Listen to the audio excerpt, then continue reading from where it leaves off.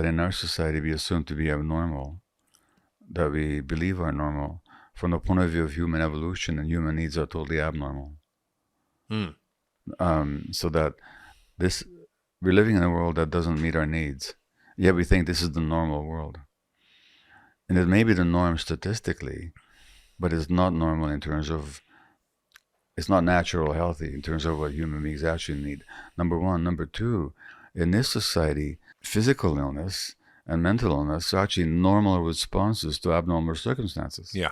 So it's not in the disease, the so-called disease, that we have to find the abnormality, but in the conditions that cause the disease.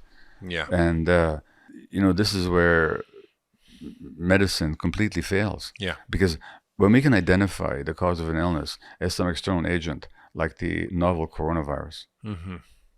or we can point to the preponderance of lung cancer among smokers appropriately, then we think we found the cause for something. But for chronic illnesses that don't have such an obvious external agent as the triggering or causative factor, we just call them idiopathic, which really means we haven't got a clue what causes them. Yeah.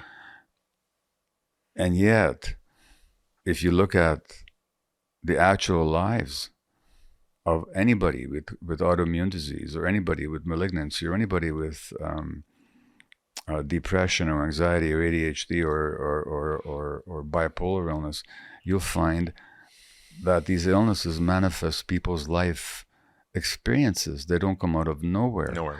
And furthermore, we make this elementary mistake of thinking that by diagnosing something, we've explained something. But let me show you how circular and actually nonsensical it is. Yeah. So I've been treated for depression. Yeah. And there was a time when I gladly took antidepressant medication, and it helped me. So I'm not here to militate against medical practice. Yeah. I'm a practitioner of it. But say Gabor is sad and he's isolating and he's morose. Why? Because he's got depression. How do we know that he's got depression? Because he's sad and he's isolating and he's morose. Why is he sad, isolating, and morose? Because he's got depression. How do we know that? So these diagnoses don't explain anything. Yeah. They describe things. Yeah. Same with ADHD. Same with bipolar illness. Mm-hmm. For that matter, the same with a lot of physical illnesses. Absolutely. The diagnoses describe something, but they say nothing about the origins. Yeah. I mean, that you just described functional medicine in a nutshell, which is, I always say, because you know the name of the disease doesn't mean you know what's wrong with you. It's just the name we give to people who share a collection of symptoms. That's right. And depression isn't the cause of you being sad, hopeless, and helpless, and have no interest in sex or can't sleep, and all these different symptoms.